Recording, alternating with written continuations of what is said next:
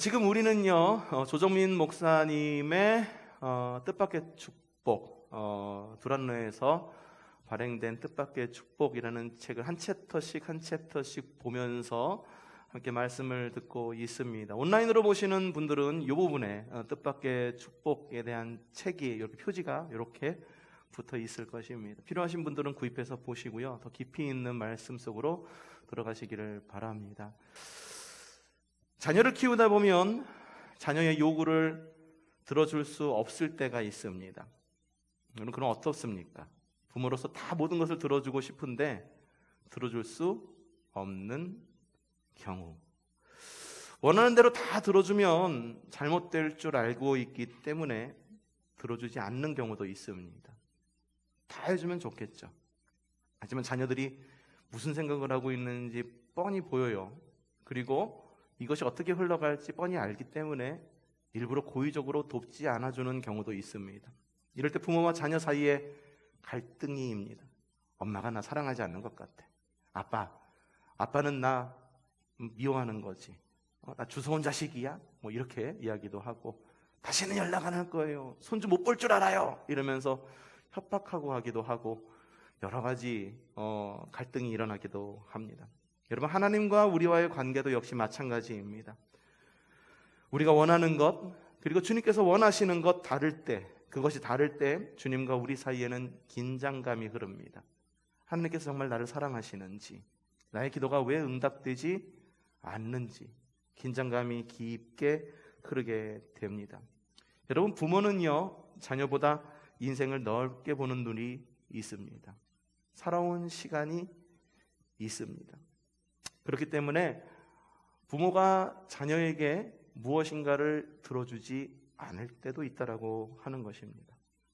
하지만 부모는요, 자녀를 사랑하는 마음이 지극합니다.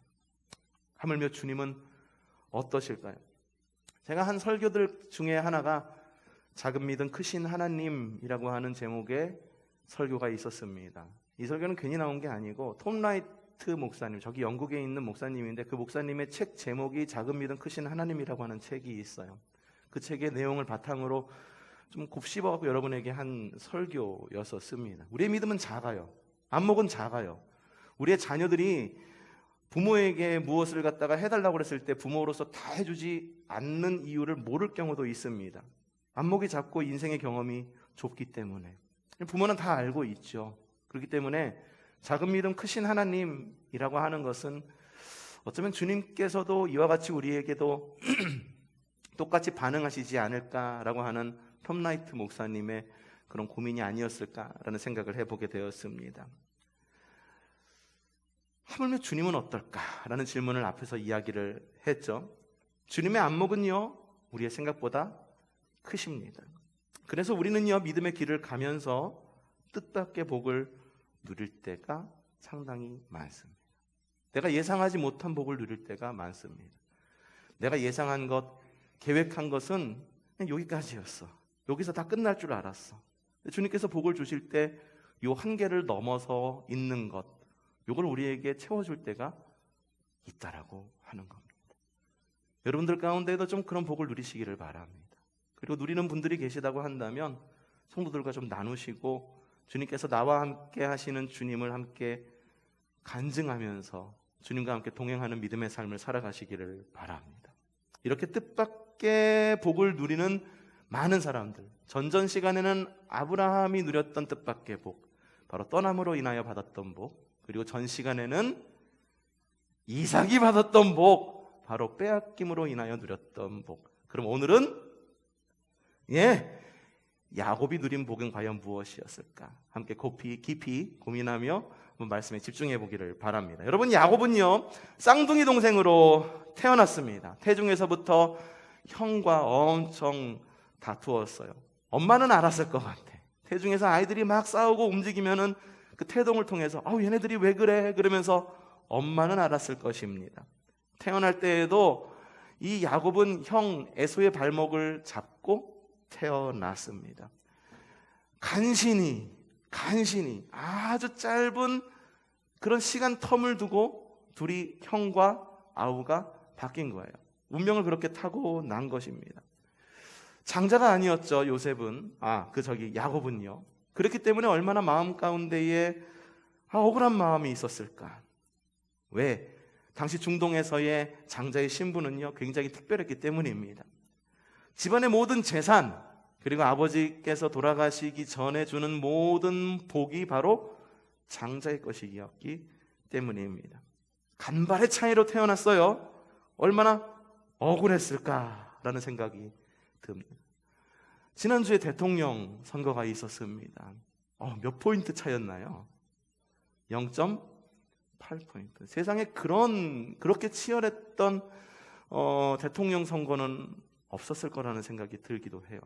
어느 편에서는 0.8%로 간신히 이겼다라고 생각할 수도 있고요.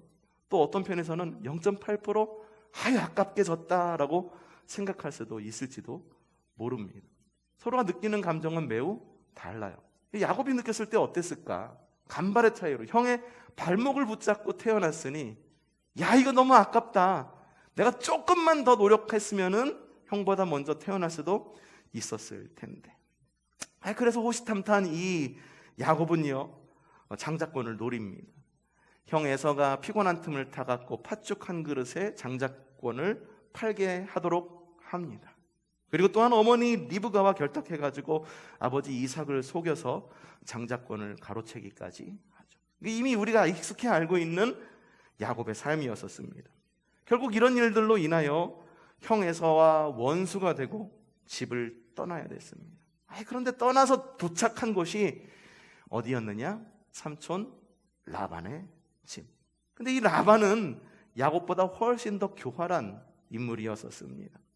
이 야곱을 조카니까 잘 보살펴 주었을까? 아닙니다. 20여 년이 넘는 시간 동안 철저하게 이용합니다. 약속을 했다가 약속을 파기하고, 그리고 약속을 불이행하고, 이게 삼촌 라반이 했던 행적이었었어요. 20여 년이 넘는 동안 철저하게 야곱을 이용하고 끝까지 종으로 이용해 먹던 것이 바로 삼촌 라반의 행실이었었습니다. 야곱의 마음이 어땠을까? 천신만고 끝에 한 재산을 톡톡하게 차리게 됩니다. 그 가운데는 주님의 인도하심도 있었어요. 그리고 자신의 노력도 또한 있었습니다. 이제 한 재산을 만들어서 이렇게 어느 정도 생활이 안정되니까 떠오르는 게 있는 거죠. 고향에 가고 싶다. 집에 가고 싶다. 이제 내가 이만큼 성공하고 재산도 마련했고 사회적 위치도 이렇게 되었고 이제는 한 명의 족장으로서 이게 힘이 생겼으니까 이제 고향으로 가고 싶다라는 마음이 그 마음 가운데 꿈틀꿈틀 거렸을 거예요. 그래서 고향에 돌아가기로 결단을 하는데 마음 가운데 두려움이 일더라. 왜? 형 에서가 아직도 고향 땅에서 야곱을 기다리고 있기 때문에. 더군다나 들려오는 소문에 의하면 이 형 에서가 야곱을 죽이기 위해 갖고 400명의 군사까지 동원하고 있다라고 하는 거예요. 400명의 군사, 400명의 자객 한두 명만 보내도 무서워 벌벌 떠는데 400명의 군사가 자신을 죽이려고 고향 땅에서 기다리고 있다. 야곱의 마음 가운데 엄청난 불안한 마음이 닥쳐옵니다. 어쨌든 길을 떠나요. 고향에 너무 가고 싶었어. 이 향수병에 더 이상 타향살이를 할 수가 없어서 길을 떠나게 되는데 고향에 가까우면 가까울수록 두려운 마음은 커지고 죽음의 위협이 막 느껴진다라고 하는 거죠. 이제 붙들 것은 아무것도 없다라고 생각을 해요. 그래서 누구를 붙들까요? 주님을 붙듭니다. 무릎을 꿇고 주님을 찾습니다. 그 주님은요, 이미 라반의 집으로 갈 때 바로 베델에서 만났던 그 주님을 찾았던 거예요. 주님, 내가 삼촌 라반의 집에서 그렇게 힘들게 생활을 했어요. 하지만 그 모든 것이 다 주님의 뜻이었던 줄로 믿습니다.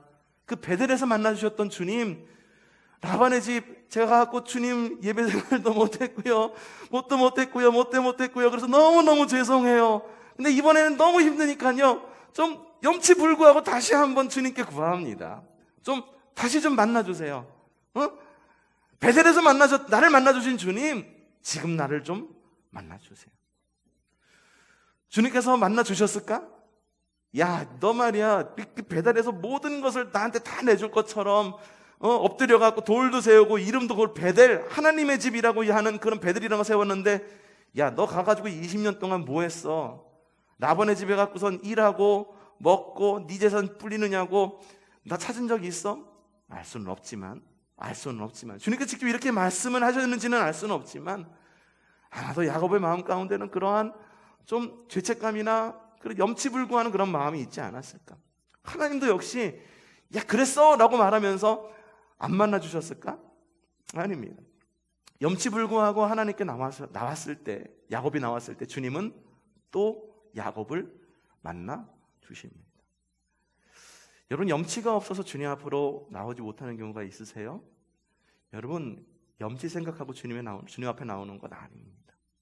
주님의 선하심 때문에 우리가 주님 앞으로 나오는 겁니다. 그러니 염치가 없어서, 손 부끄러워서, 아니면 뭐 눈치가 보여서 이래서 교회에 못 나오시는 분들이 있다고 한다면 교회를 이끌어 주십시오. 그러면서 이야기하세요. 괜찮아. 주님은 그럼에도 불구하고 우리를 사랑하시고 아무리 우리가 염치가 없다 하더라도 우리를 받아주시는 주님이야. 그렇게 이끌어주는 여러분들 되시기를 바랍니다. 주님께서 야곱을 만나주셨어요. 그래서 오늘 읽은 말씀, 그 말씀이 계속 이어지는 겁니다. 창세기 32장 22절부터 24절 읽어보죠. 시작!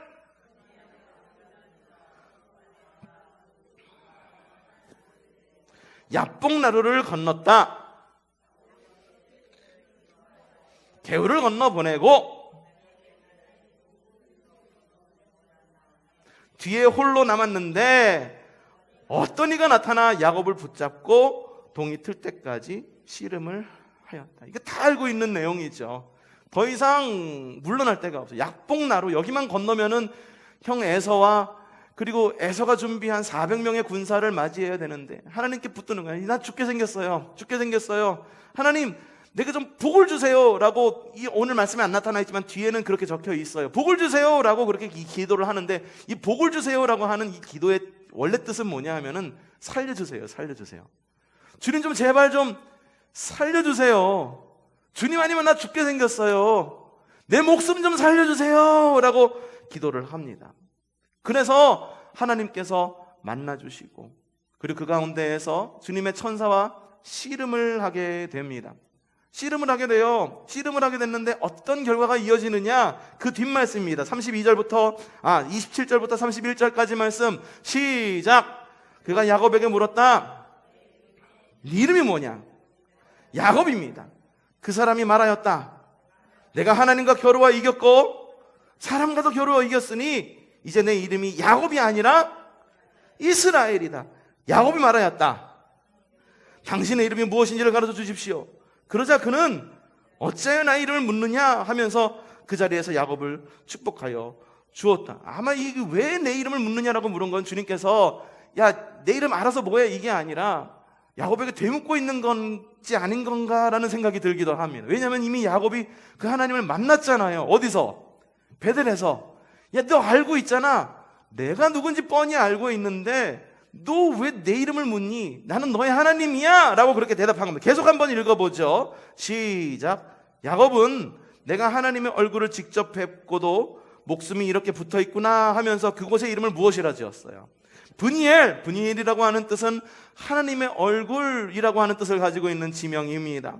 그가 브니엘을 지날 때에 해가 솟아올라와서 그를 비추었다. 그런데 그는 어떻다고요? 엉덩이 뼈가 어긋났으므로 절뚝거리며 걸었다. 여러분 결국은 주님은요 야곱을 만나 주십니다. 그리고 야곱의 이름을 고쳐주세요. 야곱에서 무엇으로? 이스라엘로 고쳐주십니다. 움켜진 자라고 하는 뜻을 가진 야곱의 이름이 하나님을 이긴 자, 사람을 이긴 자라고 하는 이름을 가진 이스라엘로 바뀌게 됩니다.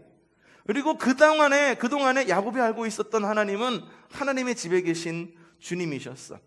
베델에 계신 주님이셨어. 자기가 처음 주님을 만났을 때에 베델이라고 그 땅을 이름을 지은 것도 야 여기가 바로 주님이 계시는 곳이었구나 라는 것을 스스로의 신앙 고백으로 그 땅의 이름을 베델이라고 지은 거예요.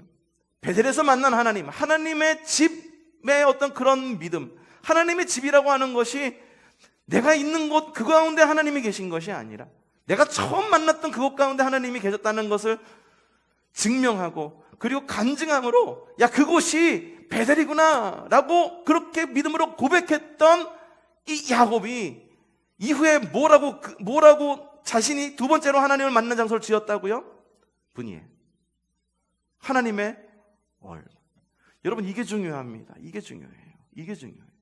여러분, 하나님을 만나는 곳은 베델에서도 하나님을 만납니다. 하지만 하나님을 만나는 곳은 여러분의 삶의 장소여야 되는 거예요. 여러분의 삶의 장소, 그곳이 바로 하나님의 얼굴을 보는 바로 그 장소가 되어야 된다고 하는 거예요. 거룩한 성소, 교회 가야지. 네, 교회 오는 거 굉장히 중요합니다. 안 나오신 분들은 좀 베델로 나올 필요가 있어요. 그런데 베델에 나와서 베델에서 만나는 하나님, 그 이상의 하나님, 곧 나의 삶 가운데에서 만나는 하나님, 나를 인도해 주시는 하나님, 나의 정체성을 바꿔주시는, 삶의 정체성, 삶의 가치관을 나의 삶 속에서 바꿔주시는 그 하나님, 브니엘의 하나님을 우리의 삶 가운데에서 만나야 된다고 하는, 주님을 만난 이유로 야곱이 그렇게 변화된 거예요. 야곱이 하나님의 사자와 싸워서 씨름을 해서 이겼습니다. 그래서 주님의 복을 물려받습니다. 근데 한번 생각해 봅시다. 과연 야곱이 정말 이긴 걸까? 야곱이 정말 이긴 걸까? 여러분, 자녀를 상대로 겨루는 아버지는요, 결코 자녀를 이기려고 하지 않습니다. 힘을 다해서 싸우는 척을 해요. 네가 어디 한번 해보나 보자. 힘을 다해서 싸우는 척을 해요. 하지만 결정적인 순간에 아버지는 힘을 뺍니다. 그리고 자녀에게 져줘요. 그 자녀가 뭐라고? 져줍니다. 여러분, 아버지의 마음은 그런 거예요. 하물며 주님의 마음은 어떨까? 야곱이 이긴 걸까요? 저는 그렇게 생각하지 않습니다. 주님께서 져주신 거예요. 그때 우리의 시각은 어디에 있을까요? 내가 하나님과 싸워서 내가 이렇게 기도해 보니까, 내가 이렇게 열심히 노력을 하니까 주님께서 나에게 복을 주셔서 내가 이런 것을 누렸어 라고 그렇게 이야기해야 되는 걸까? 여러분, 절대 그게 아닙니다. 주님의 능력이 있어야 되는 거예요. 내가 이렇게 기도했더니 주님께서 나를 위해 이렇게 채워주셨어가 아니라, 내가 이렇게밖에 기도하지 못했는데 내가 할 수 있는 최선은 요거였지만 나의 능력을 넘어서는 하나님께서 나에게 이런 복을 주셨어, 그렇게 간증할 수 있어야 된다고 하는 거예요. 나의 힘, 나의 능력, 내가 뭔가를 잘해서, 헌금을 많이 해서, 사역을 많이 해서, 나가서 그리스도의 이름으로 선행을 많이 해서 주님께서 우리에게 복을 주시는 걸까? 절대 그게 아니라, 주님께서는 능력의 주님이시기 때문에 그런 복을 주시는 거다라고 하는 거예요. 우리가 주님을 믿는 이유가 바로 거기에 있습니다. 내가 무엇인가를 갖다가 열심히 해서 주님께서 나에게 주시는 복 때문에 우리가 주님을 믿는 것이 아니라, 주님이야말로 이 땅에 있는 모든 사람들보다, 이 땅에 있는 모든 신들보다 뛰어나신 하나님이시기 때문에 우리는 하나님을 믿고 주님께 기도하는 거다라고 하는 거예요. 바로 그때 우리의 시각은 우리의 손에 있어서는 안 됩니다. 우리가 뭘 잘해서 그랬다라고 하는 것에 있어서는 안 됩니다. 하나님의 능력이 있어야 되는 거예요. 베델의 하나님이 그곳에 계셨었어. 베델에 계셨었어. 그러니 그 베델에 계신 하나님께 내가 열심히 구했더니 그 집에 계신 하나님께서 내 기도를 들어주셨다?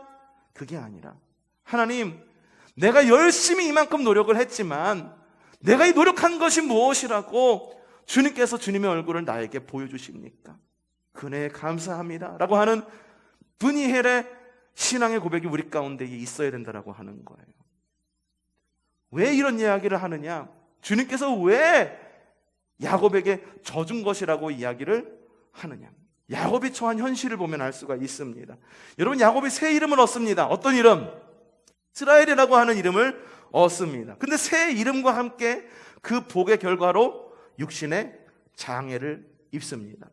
그쵸? 씨름을 할 때에 그래, 내가 졌어. 그러니까는 너에게 복을 다 줄게 라고 이야기했나요? 천사가, 하나님의 사자가 야곱의 환도뼈라고 하는 건 여기 골반뼈를 다리뼈, 골반뼈를 말하는 거예요. 여기 어딘가를 말하는 거예요. 골반뼈가 아마 옳을 거예요. 골반뼈를 말하는 겁니다. 하나님의 사자가 골반뼈를 탁 하고 치십니다. 그때부터 야곱은 다리를 저는 장애인의 삶을 살아가요. 구약시대 장애인의 삶이 어떤지 아십니까? 절망 그 자체예요. 갖은 모욕을 감수해야 되는 삶이고요, 부정하다 판단되는 삶이었었어요. 장애인은 부정했어요. 그래서 주님 앞에 나아갈 수가 없었습니다. 부정한 삶을 살았어요. 그리고 신약 성경에 보면 그런 말이 있어요. 이 눈먼 자가 주님 앞에 나오니까는, 이 장애인이 이 주님 앞에 나오니까 제자들이 묻습니다. 이게 이렇게 된 게 누구의 잘못입니까? 누가 잘못했어요? 그 부모가 잘못한 것입니까? 환경이 잘못한 것입니까? 이 사람이 잘못한 것입니까? 주님께서 뭐라고 말씀하십니까? 하나님의 영광을 드러내기 위한 거라고 이야기하잖아요. 사람들의 시각이 뭐냐면은, 장애가 있으면은 야, 그 부모 혹은 얘가 뭔가 잘못한 게 있으니까 장애를 얻었지라고 하는 편견을 갖고선 대했던 것이 당시 구약시대의 장애인들의 삶이었다라고 하는 거예요. 그것이 바로 야곱에게 주어진 현실이었었어요. 하나님께서 왜 장애를 주셨을까? 여러분, 아까도 이야기했지만 이 환도뼈, 넓적다리 혹은 요 골반뼈라고 하는 것은요, 이스라엘 사람들에게 어떤 의미를 갖고 있냐 하면은 자녀를 생산케 하는 능력이고 자녀를 생산케 하는 근원이다라고 여겼어요. 그러니까는 내가 복을 받아야 돼. 그리고 이미 이 야곱에게는 11명의 아들이 있어요. 그런데 더 이상 자신은 자신의 힘으로는 자신의 자손을 번성시킬 수 없는 그런 삶을 살아갈 수밖에 없는 것. 자녀가 재산이었기 때문에, 사람이 많은 거 재산이었기 때문에. 족장이에요. 씨족사회입니다. 그 가운데서 유용한 게 뭐였을까? 자녀예요. 자녀가 많으면은 지역에서 큰 소리 쳤어요. 그리고 자녀가 적으면은 그와 반대로 위축된 삶을 살았겠죠. 하나님께서는요, 족장으로서의 야곱의 희망을 완전히 다 끊어버린 거예요. 가장으로서의 야곱의 희망을 완전히 다 끊어버린 거예요. 포기시킨 거예요. 포기시킨 거예요. 그래서 회개시킨 거다라고 하는 거예요. 돌아서게 만든 거라고 하는 거예요. 이전에 야곱은 어땠습니까?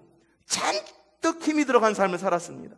자신의 생각, 자신의 계획, 자신의 모략, 그리고 내 힘을 들이지 않으면은 미래도 없을 거라라고 하는 삶으로 자신의 힘을 믿고 그렇게 살았어요. 형도 속였어요. 아버지도 속였어요. 그리고 삼촌 라반도 역시 이 야곱을 속였지만 야곱도 역시 라반에게 그렇게 순순한 사람은 아니었었어요. 만만한 상대는 아니었다라고 하는 거예요. 그래서 주님은요, 힘이 잔뜩 들어간 이 야곱의 삶을 직접 돌이키신 거예요. 직접 관여하셔서 변화시키신 거예요. 많은 사람들이요, 주님께서 직접 오셔서 우리에게 복을 주기를 원하십니다. 여러분도 그러시죠? 여러분, 그러시려면 우리가 먼저 포기해야 되는 것이 있어요. 뭔지 아십니까? 주님, 나에게 복을 주세요. 오셔서 직접 관여하셔서 환경을 변화시켜 주시고 모든 것을 변화시켜서 내 삶이 복되게 해주세요 라고 기도할 때 우리가 포기해야 되는 게 뭐냐면, 주님께서 직접 오셔서 나를 변화시키는 것, 그건 역시 포기해야 된다고 하는 거예요. 대부분의 사람들이 근데 대부분의 사람들은 그걸 원치 않습니다. 주님께서 직접 나에게 복을 주시기를 원하지만 주님께서 직접 오셔서 내 삶을 변화시키는 것은 원치 않아요. 내 삶이 변화되는 것은 원치 않습니다. 내가 그냥 있는 그 자리에서 내 삶은 변화되지 않지만 환경을 변화시켜 주셔서 내가 다른 사람들보다 큰 복을 받기를 원한다라고 하는 거예요. 그래서 주님께서 야곱의 환도뼈를 치시는 거예요. 많은 사람들이 그래서 주님의 복을 누리기 직전에 누리는 많은 일들이 뭔지 아십니까? 자신의 변화를 느끼는 거예요. 성령님께서 이렇게 말씀하시는데, 하나님 왜 나에게 이런 어려움을 주시나요? 왜 이러한 환경을 주셔서 나에게 이러한 것을 주시나요? 근데 그것이 꺾일 때 바로 주님께서 그 빈 자리에 그 빈 잔을 채우신다라고 하는 것입니다. 야곱도 변화되었어요. 그 전까지는 손을 움켜쥐고 남을 사기쳐서 살을 수밖에 없었던 야곱이었지만 그 사건 이후에 주님을 만나서 환도뼈가 부러져서 그 이후에 장애인의 삶으로 사람들에게 사람들에게 이렇게 모욕받는 삶을 살아갈 그 시점부터 야곱은 변화되었습니다. 비록 환도뼈는 부러져서 다리는 쩔뚝거렸을지는 모르지만 그의 마음이 변화됩니다. 더 이상 형인 에서를 만나는 것이 두렵지 않습니다. 씨름으로 해서 얻은 장애가 불합리가 아닌 평안으로 다가와 그를 감쌉니다. 하나님께서 야곱의 마음만 돌리셨을까? 아닙니다. 그 형 에서의 마음도 돌리십니다. 자, 창세기 32장 22절부터 24절 말씀 읽어보죠. 시작! 야곱은 형에게로 가까이 가면서, 여러분 이게 달라진 거예요. 야곱이 어디로 갔습니까? 어디로? 첫째 줄 시작. 야곱은 어디로? 맨 앞으로 나아갔어요. 그 전에 야곱은 언제 왔어요? 맨 뒤에 있었어요. 야복 강가에서요, 누구를 보냈어요? 재산을 보냈어요. 가족을 보냈어요. 맨 뒤에 서가지고 앞에 있는 것 어떻게 되나 한번 구경해보자. 죽으면 나도 죽을 거고, 안 죽으면 내도 가야지 라고는 하는 계산으로 모든 재산을 형에게 보냈어요. 야복강 건너로. 그리고 자신의 가족마저도 다 먼저 형에게 보냈어요. 뒤에 있던 사람이었다라고 하는 거예요. 바뀌었어요. 어떻게? 뒤에 있는 사람이 아니라 어디에 있는 사람으로? 맨 앞으로 나아가서 어떻게 했느냐? 형에게 가까이 가면서 어떻게? 7번이나 땅에 엎드려 절을 하였다. 여러분 지금 야곱의 몸 상태가 어떻습니까? 장애를 가지고 있어요. 그게 옛날 일이에요? 어제 저녁 일이에요. 어제 저녁 다리가 부러졌어요. 그러면은 절을 할 때 어떻게 해야 될까? 어떻게 할까? 절하기가 편했을까? 형, 내가 지금 다리가 불편해가지고 어떻게 할지 모르겠는데 형 만나서 반가워 이러면서 악수하자고 그랬어요? 아니면은 만나가지고 형 만나서 고마워 이러면서 인사했어요? 아니. 어떻게 했다? 절을 했다. 몇 번이나? 7번. 쉬운 일이었을까? 결코 쉬운 일 아니에요. 어쩌면 불가능한 일일지도 몰라요. 쩔뚝거리는 다리를 가리키면 이 다리를 끌고선 형에게 몇 번? 7번 했다. 자신의 몸 아픈 거는 생각하지 않는 거예요. 형하고 만난 것이 반갑고, 형하고 만나게 해주신 주님의 감사하고, 형과 이뤄질 미래가 기대가 되고, 형 앞에 7번. 그 다음 시작. 그러자 시작. 그를 끌어안았다. 야, 이 동생 야곱을 보니까는 다리를 절뚝이네. 건강했던 야곱 어디 갔니? 지금의 우리말로 하면 오랜 시간이 지난 다음에 형제가 만났는데, 옛날 이산가족 찾기라는 것이 있었잖아요. 형제가 만났는데 네 머리가 왜 이렇게 샜어? 얼굴에는 왜 이렇게 주름이 많이 갔어? 팽팽하던 얼굴은 어디 갔니? 운동장에서 떠놀던 내 동생 아무개는 어디 갔니? 긍휼의 마음이지. 계속 읽읍시다. 시작. 에서는 두 팔을 벌려 야곱의 목을 끌어안고 입을 맞추고 둘은 함께 울었다. 주님께서 역사하신 거예요. 주님께서 변화시키신 거예요. 야곱을 보고 그 마음 가운데 긍휼의 마음이 생깁니다. 강팍한 마음이 눈 녹듯이 사라지고 야곱을 와락 끌어안습니다. 그리고 둘은 끌어안고 회한의 눈물을 쏟아 놓습니다. 여러분, 우리에게 이런 좀 회복이 있기를 바랍니다. 여러분, 우리가 좀 세상에 살다 보니까는 이것도 주시고 저것도 주시고 주셔야 될 것이 많은 주님이라고 여겨지지만 정말 우리에게 필요한 게 뭘까요? 많이 채워지는 것? 그것보다 중요한 게 관계 회복 아니겠어요? 가족과의 회복이 일어나기를 바라고요. 성도와의 회복이 일어나기를 바라고 모든 사람들의 관계에서 회복이 일어나기를 바랍니다.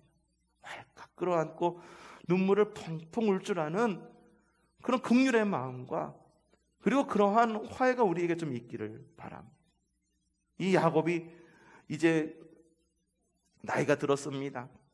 모든 사건을 다 겪었어요. 황혼의 야곱이 자신의 삶을 돌아보니까 어떤 삶을 살아갔느냐? 험악한 삶을 살아갔다. 이후에 야곱이 아들 요셉을 따라가지고선 이집트로 이주를 하거든요. 그래서 이집트의 왕인 파라오를 만났을 때 어떻게 대답하느냐? 창세기 47장 9절 시작. 야곱이 파라오에게 대답하였다. 이 세상을 떠나다닌 횟수가 100년하고도 130년입니다. 저희 조상이 세상을 떠돌던 횟수에 비하면 제가 누린 횟수는 얼마 되지 않지만 어떤 세월? 험악한 세월을 보냈습니다. 여러분, 실제로 야곱은 정말 험한 세월을 살았어요. 이 에서와의 화해 이전에도 험악한 세월을 살았지만 에서와의 화해 이후에 고향에 돌아가서도 험악한 세월을 살았습니다. 딸이 있었어요. 딸이 있었었는데 세겜에서 딸이 성폭행을 당합니다. 큰아들이 있었어요. 큰아들이 자신의 첩과 동침을 합니다. 그리고 막내 아들 요셉은 실종이 됩니다. 어떤 삶이었나요? 정말 험악한 세월이 아닐 수가 없었다는 거예요. 그럼에도 불구하고 야곱은 성장하고 성숙합니다. 어떻게 성숙했느냐? 47장 10절, 저기 멀리 있는, 저기 뒤에 있는 말씀인데 좀 끌어왔습니다. 읽어보죠. 시작. 야곱이 다시 바로에게 축복하고 그 앞에서 물러났다. 무엇을 했다? 바로에게 무엇을 했다? 복을 빌어줬다, 축복했다라고 이야기를 하고 있어요. 그 전까지의 야곱은요, 자신의 복만을 위해 살았습니다. 어떻게든 움켜진 선 펼지 모르는 삶을 살았어요. 자신의 복만을 누리는 삶에서 어떻게 변화됐다? 남을 축복하는 사람으로 변화되었다는 것을 볼 수가 있어요. 그렇다면 야곱이 누린 복이 무엇이었을까? 우리는 이야기해 볼 수가 있는 거죠. 이미 아브라함을 보면서 아브라함은 어떤 복? 떠남의 복. 이삭을 보면서 이삭은 어떤 복? 빼앗김의 복. 그러면 야곱은 어떤 복일까? 야곱은요, 힘을 빼는 복을 누린 거예요. 여러분, 우리의 삶에 좀 힘을 뺐으면 좋겠어요. 주님께서 일하실 공간을 좀 남겨놓았으면 좋겠어요. 내가 들어간 힘이 너무 빡빡해가지고 주님께서 나를 움직이려고 하는데 내가 움직이지 못하고 주님께서 일하시지 못하고 혹시 삐그덕삐그덕 대면서 주님과의 갈등 가운데 놓여있지는 않습니까? 우리에게도 힘을 빼는 복이 있기를 바랍니다. 내 계획, 내 생각, 내가 쥐고 흔들려고 했던 것, 그것에서 벗어나면은 가차없이 쳐내고 가차없이 그냥 정죄하고 미워하고 그런 삶이 아니라 주님께서, 내 안에 계신 주님께서 말씀하실 때 내 손과 발의 힘이 완전히 펴지는 그런 믿음의 삶을 되시기를 바랍니다. 사람이 죽을 때 어떤 모습으로 죽습니까? 손을 꼭 쥐고 죽습니까? 아닙니다. 손을 완전히 쫙 핍니다. 입도 벌어져요. 동공도 풀립니다. 사람이 마지막 때에 보여주는 이 모습이 우리가 주님을 만났을 때 우리 모습이 되어야 되는 거예요. 우리의 손이 펴지고, 주님을 만났을 때 우리의 손이 펴지고, 우리의 마음이 열리고, 우리의 생각이 뜨이고, 우리의 편협했던 마음이 넓어지고, 그런 일들이 우리 가운데 있기를 바랍니다. 여러분, 삶이 고단하고 힘이 든다면 주님을 찾으시기를 바랍니다. 그리고 첫 믿음의 자리로 가시기를 바랍니다. 더 잘 돼보려고, 재산을 늘리려고, 그냥 내가 어떻게 좀 해보려고 여러분, 사람 찾아가 봤자 괜히 성급한 관계에 묶여서 더 어려워지는 경우 여러분들은 경험해 본 적 있을 것입니다. 야곱은요, 주님과의 씨름으로 해서 얻은 이 불구의 몸을 가지고 있었음에도 불구하고 그의 인격이 이후에 성숙해졌습니다. 그리고 영적으로 성장했습니다. 야곱에게 있어서 주님과의 씨름으로 얻은 장애는 아무런 문제가 되지 않았습니다. 오히려 그 장애를 통해서 하나님께서 주시는 복을 누렸고, 그리고 장애를 통해서 그는 성숙한 믿음의 가정을 이루어갈 수 있었음을 볼 수가 있습니다. 우리에게는 어떤 장애가 있습니까? 모자라는 학력이 우리의 장애라고 여겨지십니까? 실패한 결혼이 우리의 장애라고 여겨지십니까? 모난 성격이 우리의 장애라고 여겨지십니까? 아니면 풍족하지 못한 환경이 우리의 장애라고 여겨지십니까? 가진 장애에 묶이지 마시기를 바랍니다. 여러분, 내가 가진 장애, 내가 가진 환경을 보면은요, 절뚝거리는 나밖에 보이는 거야. 보이지 않습니다. 희망이 없어 보입니다. 하지만 주님은 그 모든 것을 사용하셔서 그것을 복의 통로로 삼으시고 우리의 인생을 분명 새롭게 하실 것입니다. 그러니 우리 야곱처럼 우리 몸에 있는 힘을 뺍시다. 주님께서 일하실 수 있도록, 주님께서 우리를 통하여 우리가 복의 통로로 사용될 수 있도록, 그리고 복 그 자체가 될 수 있도록 몸에 힘을 빼는 믿음의 지혜가 있기를 바랍니다. 어쩌면 몸에 힘을 빼기까지 오랜 시간 걸릴지도 모릅니다. 하지만 결국엔 힘을 빼는 복이 있기를 바랍니다. 그리고 힘을 빼기까지 포기하지 않는 복이 우리의 삶을 이어가기를 주님의 이름으로